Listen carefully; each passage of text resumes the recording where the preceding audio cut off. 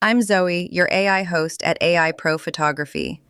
Let's talk about repairing the hands, faces, and artifacts AI gets wrong. Fixing AI image mistakes is the difference between a picture that fools no one and one that holds up. Even the best generators still botch hands, warp a face, or leave a stray artifact in the background. Why?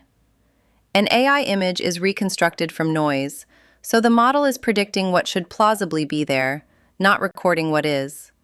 Hands are the classic failure. They are small, variable, and overlapping, so the model just invents an extra finger. So how do you go about fixing AI image mistakes? Work in order of effort. First, generate several variations because the cheapest fix is a frame where the hand simply came out right. If the composition is worth keeping, use inpainting. Mask only the broken area and reprompt that region so the model rebuilds the hand without touching the rest. Then finish with light retouching. Background errors are easier. Inpaint a warped object or cut the subject out and drop in a new background.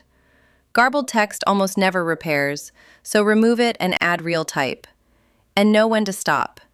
If a face is badly misshapen or you have inpainted the same spot 3 times, regenerate. Fix locally and stop early.